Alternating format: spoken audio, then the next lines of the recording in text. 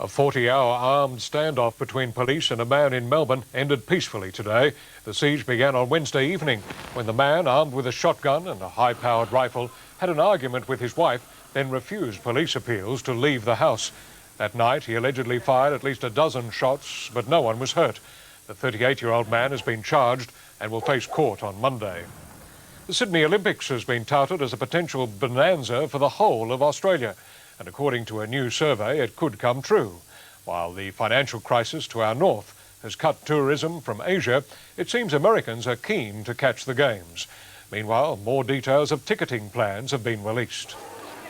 We know there'll be a national ballot and that some tickets may be as cheap as $10, others possibly more than $1,000. Now, detail of an all-in-one ticket. When you buy your ticket, it will entitle you to free public transport. A ticket to any event will include all train and bus fares. Meantime, selling tickets overseas shouldn't prove a problem. Figures released from the Australian Tourism Commission show 1 in 5 American tourists want to come here in 2000.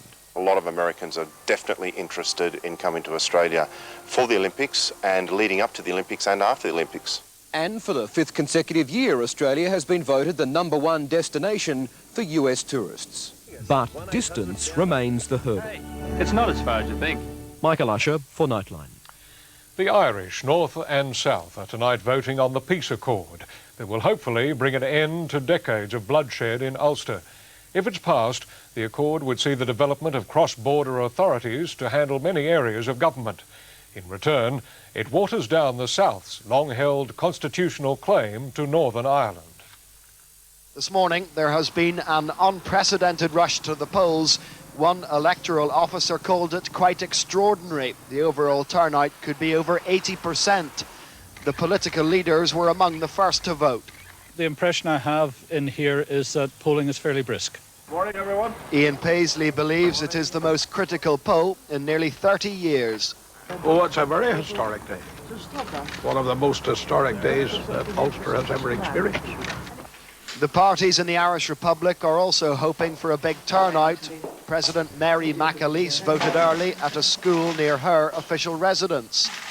The main focus of attention, however, will be north of the border. Here the campaign between divided unionists has been intense. I voted yes, and I feel that is very important for the people here to get together and give it a chance. I certainly object very strongly to the idea of terrorists ruling this country, irrespective of whether they've got a political mandate or not. It is the extent of the split within unionism that will be the crucial factor today. John Irvine reporting for Nightline. There's been a spectacular eruption of a volcano in Guatemala. Rivers of lava poured down the mountain slopes, endangering local farms, and ash showered on villages and the nearby capital, Guatemala City. Authorities fear the eruptions could worsen and are preparing to evacuate the region. Hollywood actor Charlie Sheen is in stable condition after a drug overdose. 32-year-old Sheen, star of such films as Wall Street and Platoon, arrived at hospital in Los Angeles, conscious but complaining of tingling in his hands and difficulty walking. Doctors won't say what substances he'd taken. His father, actor Martin Sheen, says his son, who has a history of drug and alcohol abuse, is recovering well. Retired couple Frank and Shirley Capacci from Chicago have topped up their superannuation and then some. They're the sole winners in the world's richest jackpot lotto, and they'll soon be getting a cheque for about $140 million. They're giving some of it away to family and friends, but have no fancy plans for themselves yet. Frank and Shirley Capacci are celebrating, and why not? The retired suburban Chicago couple claims to hold the winning ticket to the biggest jackpot in U.S. history. I got the numbers. I got it in the bank. Their luck came with a sunrise in Pell Lake, Wisconsin, and this little grocery where their ticket was bought from Pat Penyon and Marion Casarog. Totally confused when I woke up this morning. It's starting to come alive right now. The news spread fast through this quiet little resort town of boats and cabins, now invaded by out-of-towners, satellite trucks, even a pretender everyone first believed had won the prize. I wish. In July of '93, Lee Robbins and Colleen Deveris were engaged to be married and shared $111 million. Today, they're married, but to different people. You got to be the shortest millionaire I've ever seen. If verified by Wisconsin lottery officials, the Kapassis, by choosing the lump sum cash payment, will receive less than the $195 million jackpot, about $104 million. Then state and federal income taxes will claim at least half of that. In a moment, America's gun laws and the teenagers with death at their fingertips.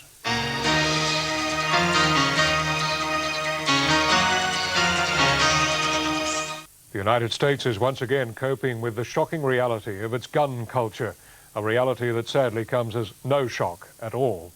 The country is simply awash with guns, an estimated 200 million in private hands, and children seem to have no trouble getting hold of them when they want to.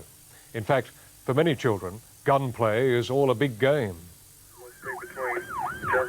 With the echo of today's school shooting in Oregon reverberating into the American conscience, many authorities are asking what more can be done.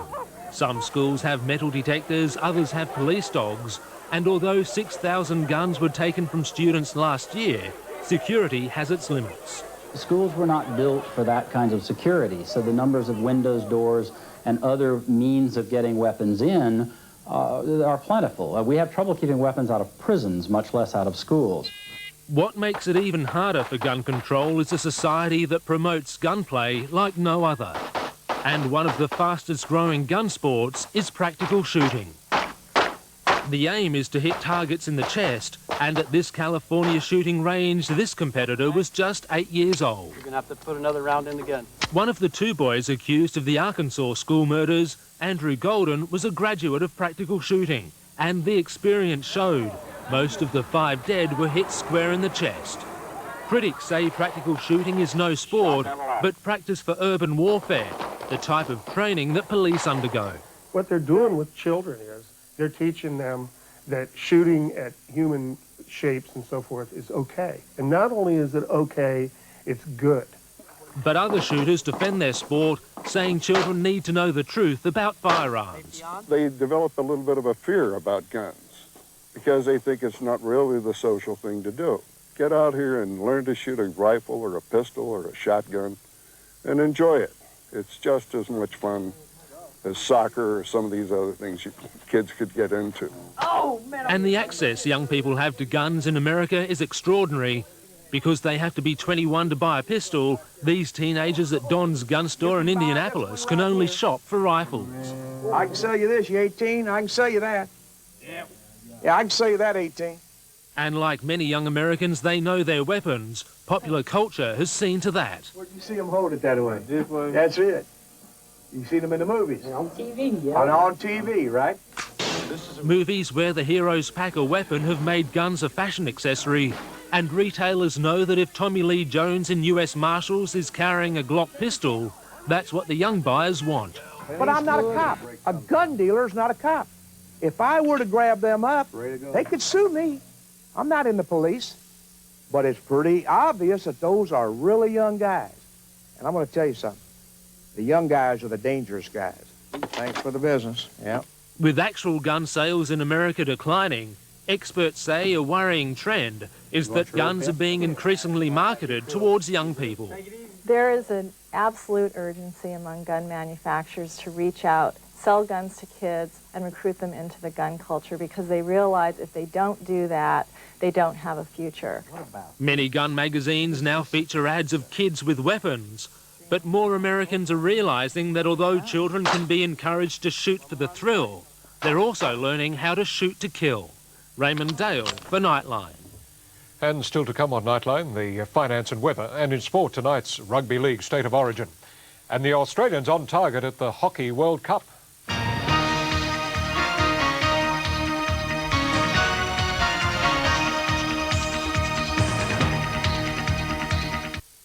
Now to sport and tonight's Rugby League State of Origin opener.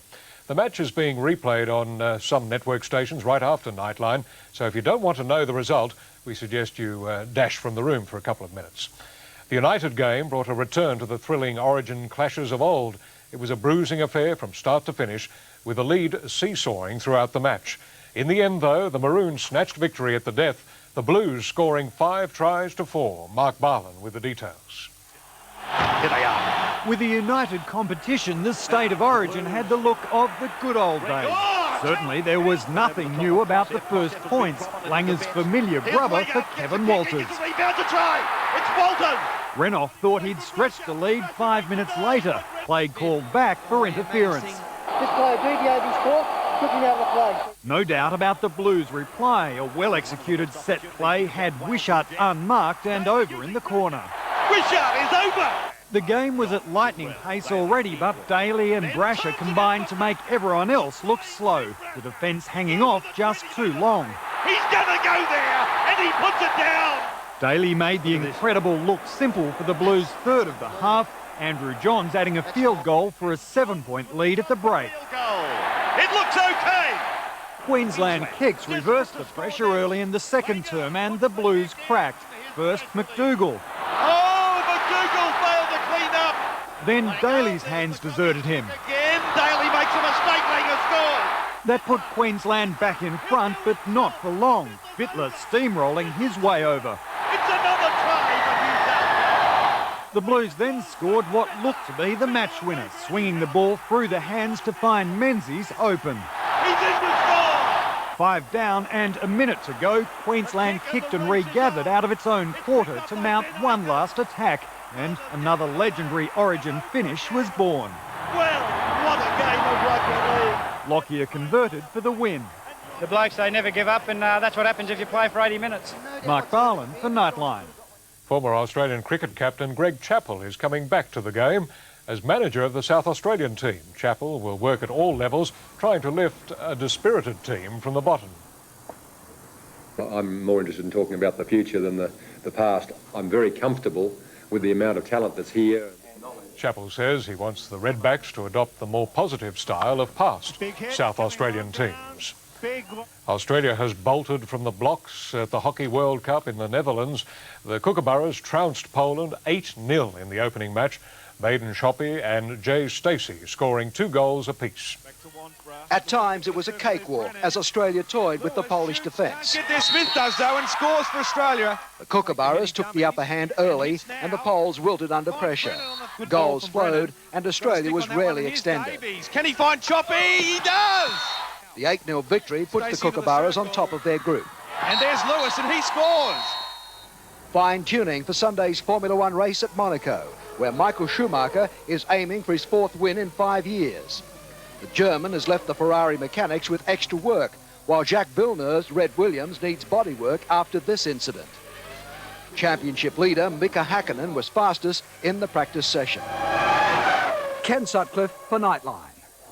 To finance, and the Australian share market closed 7 points down today. In Tokyo, the Nikkei fell 43 points. In London tonight, the FT 100 was 11 points up in morning trading. Gold is fetching $300.90 US an ounce. And in European trading tonight, the Australian dollar is buying 62.87 US cents, 1.1 Deutschmarks, 85 yen and 38p. The national weather, and there's a high over eastern Australia. Cold fronts are approaching Victoria and a high is moving through the west. The forecast, fine for Darwin and Brisbane, fine also in Sydney and Canberra. Wet and windy for Melbourne, showers in Hobart but easing in Adelaide, and for Perth a fine day tomorrow. And that's the news this Friday night from all of us here at Nightline.